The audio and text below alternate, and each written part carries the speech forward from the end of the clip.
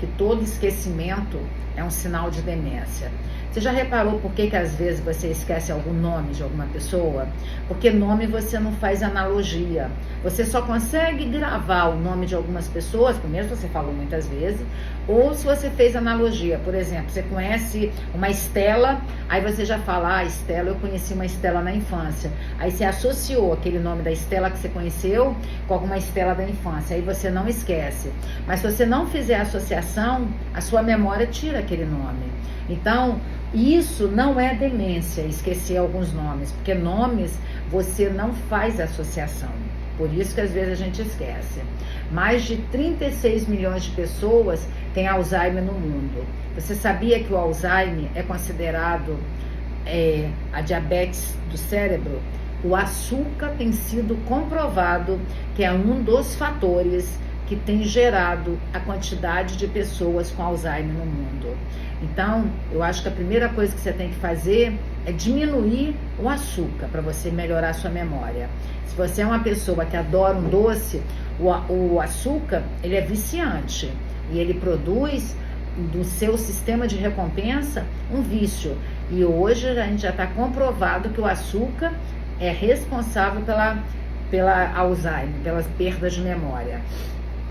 Então, o que é memória? É trabalhar o presente atrelado ao passado para você viver o futuro.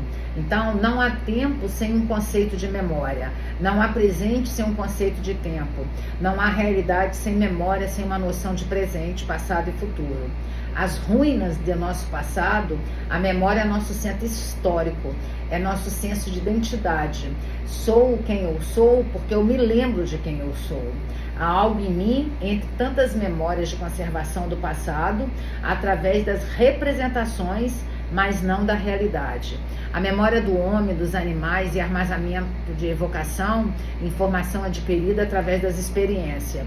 A aquisição de memórias denomina-se aprendizado. As experiências são aquelas pontos intangíveis que chamamos de presente.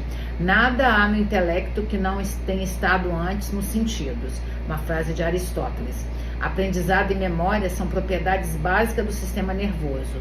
Pavlov teve uma importância nisso quando ele criou a teoria behaviorista, do comportamental, quando ele estava lá observando o cachorro, o animal da filha dele, que era um cachorro, e ele começou a perceber a salivação nos animais. E foi aí que ele trabalhou a área comportamental. Tem uma matéria que mês que vem eu já contratei uma professora para dar psicologia e eu pedi muito para ela explicar a caixinha de Skinner. A caixinha de Skinner é do ratinho, né? E o Pavlov, a teoria comportamental, como ela criou. E tudo isso fica registrado na memória. Você sabia que o cachorro, o animal doméstico, o cachorro, o gato, eles não conseguem mensurar tempo? Você sabia que a criança também não consegue mensurar tempo? E isso é bom para o cachorro, porque se você sai e fica 10 minutos longe de casa, ou se você fica 10 anos, para ele é o mesmo tempo. E para a criança também. A gente vai aprendendo a desenvolver o tempo ao longo da vida. Então, a memória, a gente tem tipos de memória imediata, a gente tem a recente e a gente tem a remota. Por que hoje ninguém decora mais telefones? Porque a gente tem a memória do celular para decorar, né? Então, quando a gente não tinha, a gente decorava várias coisas. Eu lembro que eu sou da época que não existia, eu sou economista, né? Minha primeira formação é economia. Não existia essa matemática financeira, essa HP, que é a máquina responsável pela matemática financeira. Valor presente, valor futuro, valor de taxa de juros. E aí, quando eu me formei em economia, eu formei em 1980, né? Nossa, bem antiga, né? Bem antiga. Me formei na Universidade Federal do Espírito Santo em economia. E não existia HP. A empresa que me contratou, ela queria que eu fizesse valor presente, valor futuro de várias coisas para fazer compras. E eu tinha que levar meu livro que tinha os valores para multiplicar. Aí 10 anos depois surge a HP. Aí eu lembro que naquela época eu lembrava número de processos, eu lembrava número de várias coisas. Por que hoje a gente tem uma sensação que parece que a gente está perdendo a memória? Porque não tem mais necessidade de eu lembrar número de celular na minha cabeça. O único número de celular que eu sei é o do meu filho, o meu e da empresa que eu faço propaganda. Nem do outro que eu não faço propaganda eu sei. Nem o da minha mãe eu sei, nem o da Camila eu sei. O dele eu sei porque eu fiz uma analogia de associação. Todos os números da minha empresa eu consegui botar que acabam com data do meu aniversário, 1960, inclusive o meu particular. O meu número particular acaba com 1960. Por que eu fiz isso? Até para poder facilitar a memorização dos números. Então não se assuste que quando você levanta, você vai em direção à cozinha para pegar alguma coisa, no caminho você esqueceu. Isso é normal, isso não é demência. Se você for falando, eu vou chegar na cozinha, vou ver no armário o sal, que eu tenho que pegar o sal para botar no saleiro. Se você for falando e repetindo, você não esquece. Mas às vezes a gente levanta para ir buscar uma coisa, pensando em outra coisa. Aí você perde essa memória recente. Então, quem tem Alzheimer, quando começa com Alzheimer, ele também começa com mudança de comportamento.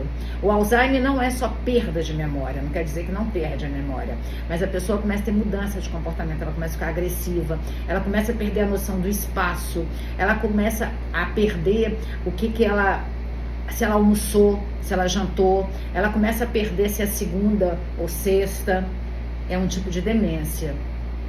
Com muita tristeza eu vou dar o exemplo do meu pai. Meu pai tinha demência do tabaco, porque papai fumou até o último dia da vida dele. E que bom que fumou, que aí eu vi que ele teve quase 10 anos, apesar de ter descoberto o enfisema pulmonar, né, uma doença obstrutiva pulmonar, ele viveu quase 10 anos com essa doença e nunca usou balão de oxigênio. Uma vontade de viver muito grande que ele tinha. E eu lembro quando no último ano da vida dele, eu ia na casa dele quase todos os dias. E eu chegava lá e ele falava, Cássia, sua mãe tá aí? Aí eu falava, não, pai, mamãe tá na escola. Aí passava uns 10 minutos, ele virava e falava, Cássia, eu lembro que eu já te perguntei, mas eu não lembro que você respondeu. Sua mãe tá aí? Então, isso era a demência do tabaco. E eu, às vezes, eu vou lembrar de algum nome. Eu lembro um dia que eu tava querendo lembrar o nome de Mônica Salgado. Aquela já foi, estava conversando com a minha amiga Débora e queria lembrar o nome de Mônica Salgado. Ela já foi diretora da revista Gloss, hoje ela não é mais, casada com Afonso Nigro, daquele do Dominó, aquele conjunto Dominó, que eu não sei que músicas que eles cantavam.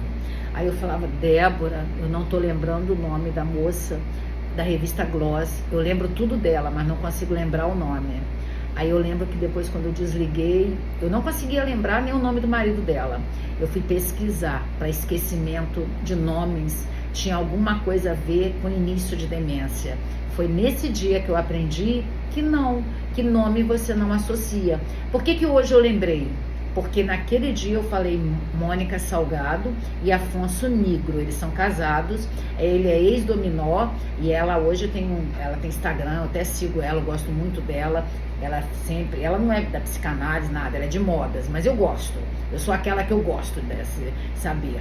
Então, a gente não tem que achar que qualquer esquecimento é Alzheimer, é que ela não está no meu circuito de memórias e eu não tenho. Agora, quando eu vou lembrar dela, eu lembro da Mônica Martelli. Aí as duas são Mônicas. Ah, Cássio, por que você não associou a Mônica da história do Maurício que escreve historinhas? Porque eu associei as outras coisas, a associação é pessoal. Então aí são as memórias. Aspectos fundamentais. As memórias, elas estão no hipocampo e na amígdala. A consolidação das memórias, a liberação do hormônio periférico chamado adrenalina, noradrenalina e vasopressina, os neurotransmissores centrais de perdas de memórias, as drogas lícitas e ilícitas, olha os tabacos aí eu falando que dá uma demência, a incorporação de memórias pela influência de substâncias endógenas dentro de você, endógenas são dentro de você. O armazenamento aconteceu porque você registrou os capítulos. O esquecimento acontece devido à extinção, tempo e uma interferência retrógrada. Retrógrada quer dizer bem antigo.